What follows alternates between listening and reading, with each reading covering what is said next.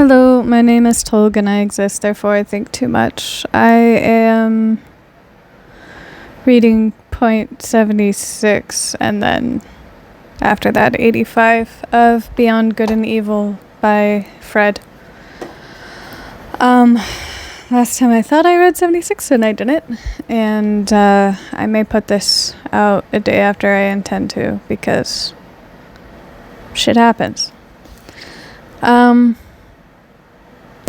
There's a warning. I cuss when I talk, so that exists.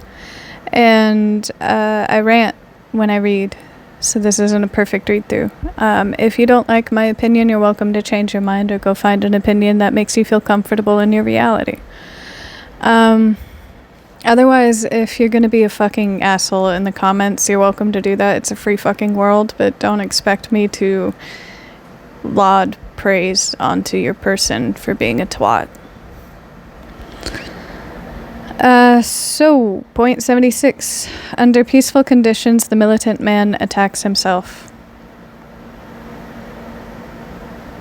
I think I did read that. I lied to myself. Alright, and point 85 then. The same emotions are in man and woman, but in different tempo. On that account, man and woman never cease to misunderstand each other. There is a thingy that got defined to me recently by watching a video on someone talking about it, so I don't know if it is a credible source or not.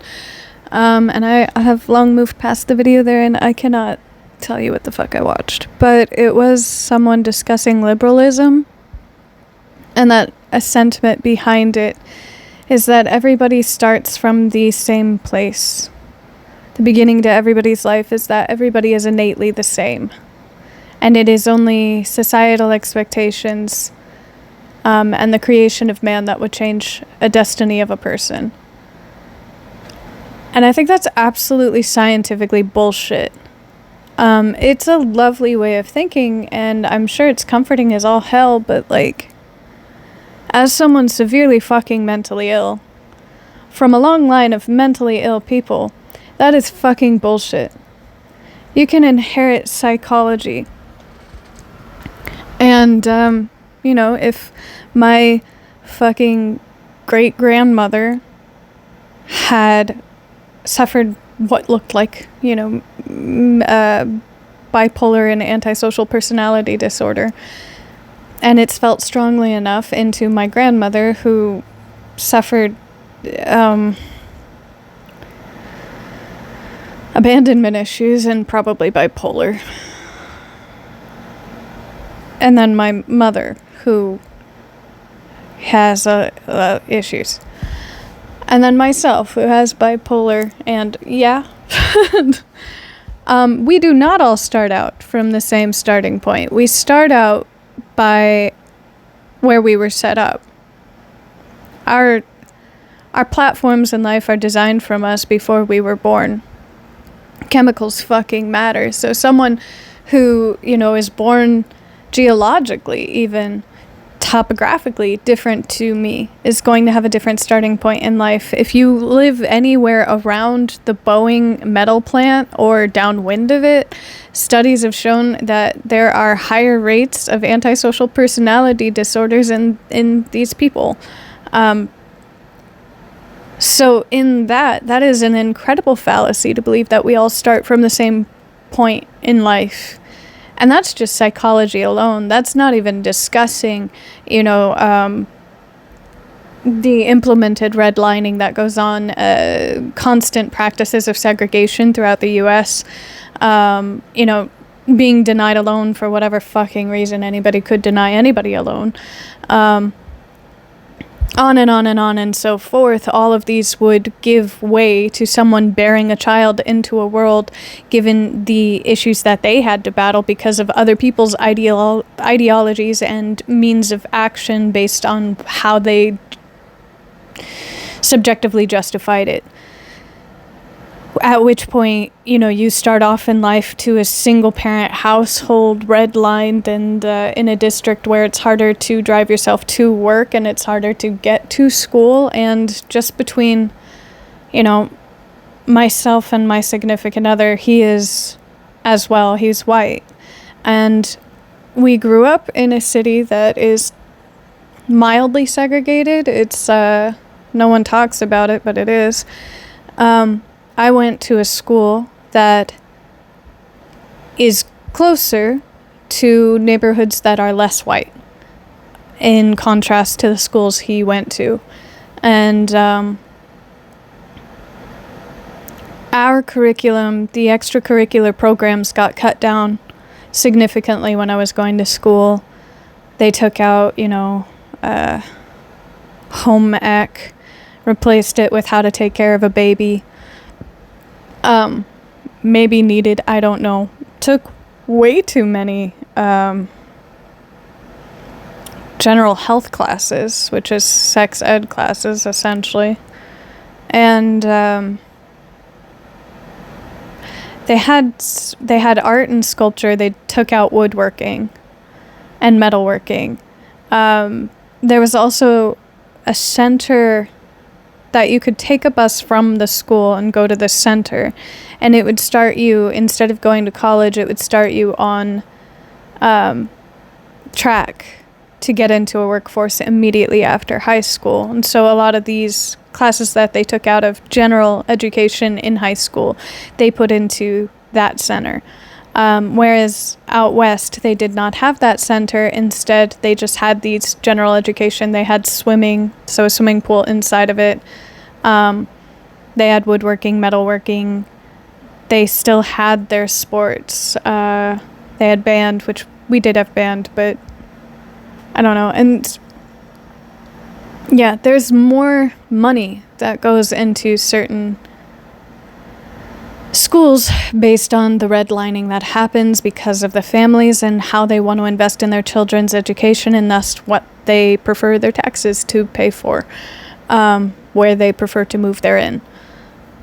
So even in what district your parent decided to give birth to you, that can end up forcing you down a line of lesser education in the long run, having less opportunities for a job discretion, being able to discern what you want to do in life, less experience to understand what you want to do in life and pursue it.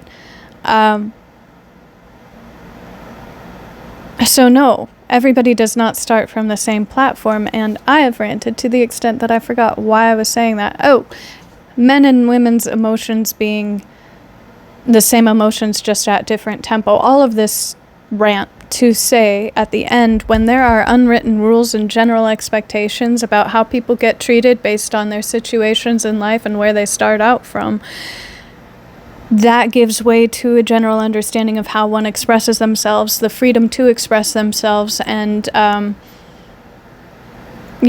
lack thereof, if they don't have the capacity, and what chemicals it results in, either through expression or the lack of expression.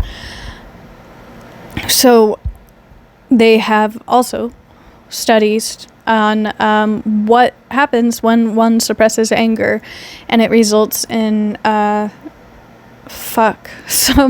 some form of a disease. I'm good at life and can remember things well. And in this study, they pulled from, I guess, responsible sources, one would hope. And the understanding was that the majority that had this were women, that at large in U.S., society expects women to suppress their anger, resulting in a different tempo, in passive aggression rather than straight up aggression, where in contrast, just aggression is almost celebrated in a masculine society.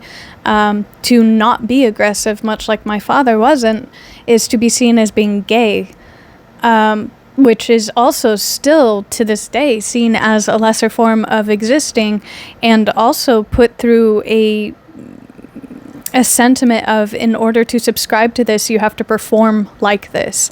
So cementing that in order to not be aggressive, you must therein be gay, is also cementing that to be gay is to not be aggressive. Everything is created in an unspoken, must fit in the regulation of society, must fit the status quo. It must be easy to organize and identify by any observer, and fuck that bullshit. All of it. We all suffer the same emotions to a degree. It highly depends on the fucking chemicals coursing through your person, as well as the chemicals granted to you onto being born.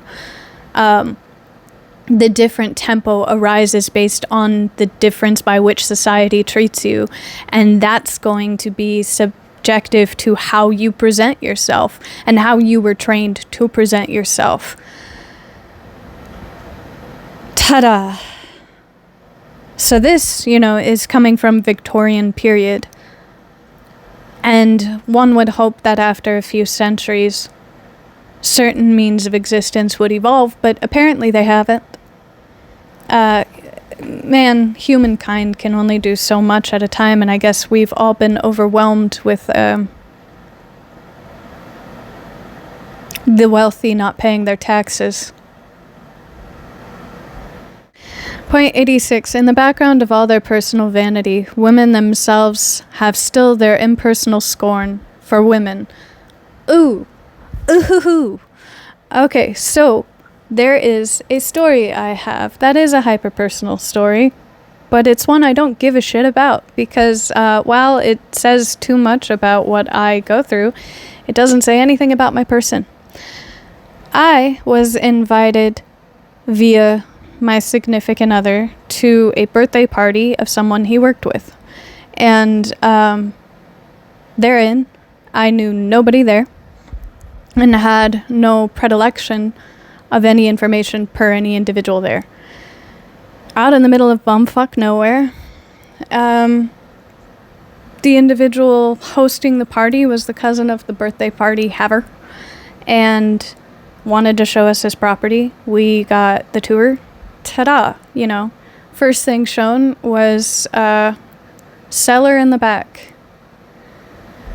The note given is, I want to be intimidating and threatening, but you can take the tone here. You can either be intimidated or threatened, or you can make this a party. At which point, we nodded our heads because we didn't want to be directed, I assume. We went on to try to enjoy the party, at which point the gentleman hosting it had a pregnant wife, and the pregnant wife had a best friend. And the gentleman hosting it decided to make it apparent to everyone there that he believed himself very important, and performed subspeak, which is saying what you intend to say, but in words to make it difficult for anybody to call you out on what it was you actually meant by what you said.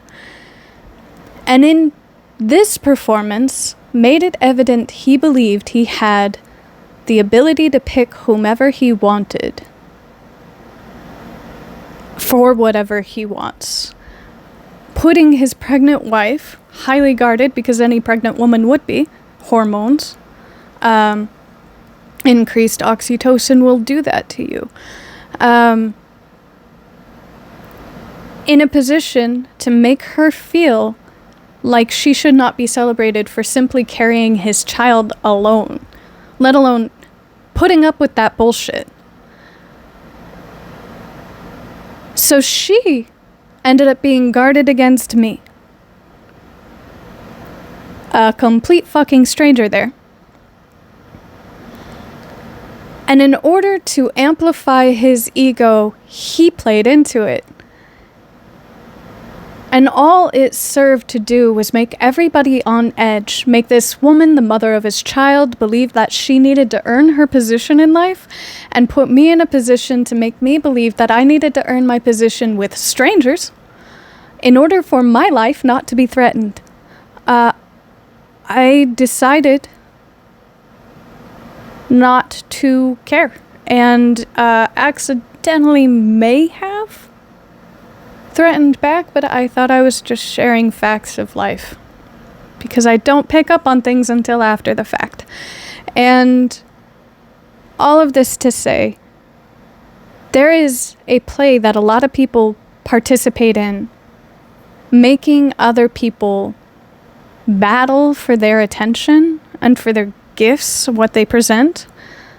And it's my sentiment exactly of fuck a hype man. When you are around someone that builds up everything that they are and everything that they have to such an extent that they make other people perform for it, jump through hoops to attain it, and at the end of the day, you may not even get it. You may not get that love and affection that you have decided to harm me for. It only serves to play into the egotist's field. You are only hurting yourself at the end of the day, and a lot of women get stuck in this position where men make them jump through hoops to get bare fucking minimum. And it's societal expectations, and to be fucking honest with you, it makes me understand that you prefer comfort in normative, regulated society, which is fine. It's totally fucking fine to operate the way in which you intend to protect your peace, but what isn't fine is understanding that you need to protect your peace by taking it away from somebody else. I do not mind that people prefer to stay in a relationship where they are undermined, disrespected to their face pretty regularly, but I do mind when it becomes my problem and you take away from my quality of life. Having said all of this, it is absolutely a system set into place for the other person's benefit, and it does nothing to benefit any woman or anybody utilizing that standard in life of taking up the housewife role. It benefits nobody but an egotist, and even in the end, it doesn't benefit an egotist, because all you're doing is creating an environment that you cannot grow from, and that you're barely participating in, because all you end up doing is flaunting. It's a waste of time, it's a waste of energy, and it's a waste of human effort. And that is why women have their impersonal scorn for other women. It's a design. It's a design so nobody actually looks to their side and realizes sympathetically what someone else is going through. If everybody's at everybody else's throat for whatever fucking reason, then nobody gets anybody, anywhere. Crabs in a fucking bucket. Point 87. Fettered heart, free spirit. When one firmly fetters one's heart and keeps it prisoner, one can allow one's spirit many liberties. I said this once before, but people do not believe it when I say so, unless they know it already. So says a sociopath. A fettered heart, fetter your emotions, to stunt, to disable your emotions so that they do not feel so intensely, is a free spirit. And I would assume in this, a spirit can be equated to a mind, a mentality, a means of conducting oneself. And not having to feel emotions would make you feel less responsible towards life, less sympathetic towards your actions and the effect of your actions. Absolutely a freer spirit, but less accountability. It's less respectful. And as far as emotions are concerned, this sentiment in and of itself puts too much importance on them. Emotions are there to signify that something is happening and that it ought to be paid attention to one way or another, but emotions in and of themselves are not an objective truth, and they're trained based on your understanding of life. So one feeling emotions ought to feel them, but still needs to question themselves. Why do I feel this? Is it me? Is it my environment? Is it what is happening to me, or is it what I am doing onto something or someone else? And then from there move logically rather than emotionally. Emotions are to be felt, then understood. Actions are to be done separately from the emotions and based on the understanding one can ascertain from these emotions felt. And in all of this, a fettered heart stunts you from being able to properly read what the fuck is going on. Point 88. One begins to trust... Oh, no, they don't. One begins to distrust very clever persons when they become embarrassed. That sounds like personal shame due to perceiving oneself as not enough. And that would come from someone who understands life as something to be conquered rather than experienced. And that's gotta suck ass. I know that embarrassment is shame. And shame is hard to deal with in a society that will cut you if they see any weakness. But that is the fault of society, where the answer would be to build community. And if you are around people that see a wound and jump at the blood, you're not around people that aim to heal or help, and you ought to leave. And if you don't find anyone, so be it. It's still better than being around people that you can't trust your life with. Point 89, dreadful experiences raise the question whether he who experiences them is not something dreadful also. It's very Christian. I'll be done after this rant. My Baptist grandma was driving me away from church before I had these tattoos. And she was telling me, I don't judge people, the Bible judges people. Oh, you mean the Bible that's been reinterpreted multiple times and rewritten multiple times based on who the fuck decided to take it out of context? Okay. And then she proceeded and said, God knew what was going to happen to you before he designed you. And therein, in that you went through so much, God must not have loved you. But he gave you a pretty face, so that means God must have loved you some.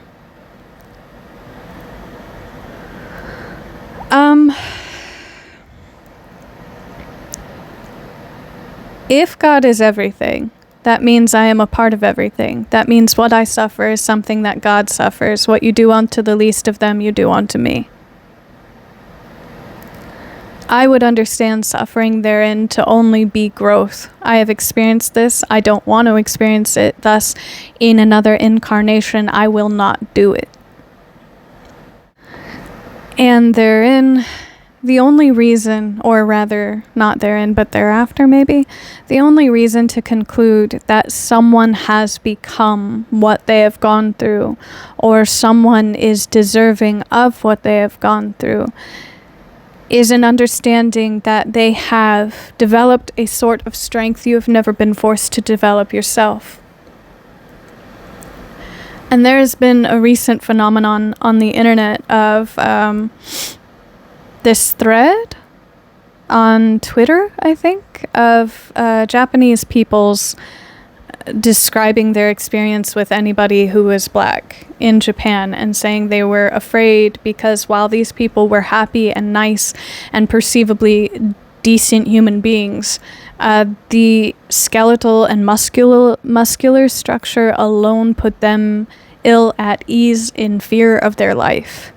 And if you have developed yourself around the sentiment that strength is the pinnacle of existence, it would make sense that you would turn around and find someone else's strength a threat to your person rather than perceiving the situation for honestly what it is worth. If you have set the pinnacle as something that is ascertainable, just it's a finite thing and you can perceivably ascertain it, and you don't, you understand yourself perpetually to be a failure, and anybody who has succeeded where you have failed themselves is already a threat. In living, perceiving others as a threat, you are limiting your interactions and your capacity to grow in any other respect, even beyond this pinnacle you have set for yourself. Sure, it could be fueled by racism, but if you look into Japanese society, it was very heteronormative, it was very masculine, with standardized roles for sexes and genders. And therein, it would be understood, much like Fred, that the way to operate is to conquer, a very masculine ideology.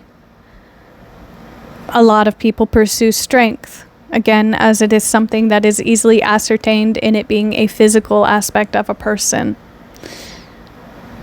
When it comes to someone who is specifically African American, or just dark skin toned in the US, there is something beyond being physically strong that one needs to learn, especially in a society that will regard you as either less than or a perceivable threat, due to how one was presumably brought up in whatever society.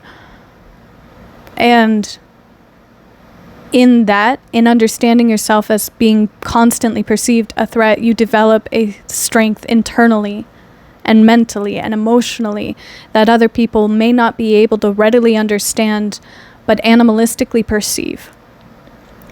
When that is added to a physical strength, a physical stature, the threat is something that becomes insurmountable to those who have again set the pinnacle of their life as something finite, something anyone should be able to ascertain, but they themselves cannot. The reason most would be threatened in that regard is because they have understood in themselves that they have failed. Ta-da! So, I don't know why I went on that rant. Oh, dreadful experiences raise the question whether he who experiences them is not something dreadful also. Okay, so that's an easy way of moving around the fear that you experience. Not forcing yourself to understand, conceptualize, and grow into a better way of being for yourself. If you just say, that person is strong, what they went through must have been horrific, therein they must be horrific, is so stunted and so disrespectful. To not turn around and understand that there is an inner strength as well in holding oneself back, in understanding how to provide peace even if you were dealt harm. Being a protector rather than someone who is constantly lashing out and defending. There is a significant amount of strength in that, and that is the lesser perceived version of strength. And so understanding that someone becomes what they go through and or deserves it, rather than understanding the individual growth and what they created out of it, is entirely disrespectful to the individual. Entirely disrespectful. And creates a means by which the person that lives in a masculine mindset of conquering can own something, creates an object, something that is easy to understand, objectifies the person, and moves them into a position they can be dealt with. It denotes control issues in the other party that is showcasing this fear. Get your shit together. You have control issues because you lost control over yourself. Alright. On that note, goodbye. I hope you have a good time of life, and may your wants align with your needs. Do well, eat well, drink well, sleep well, and be well. Bye-bye.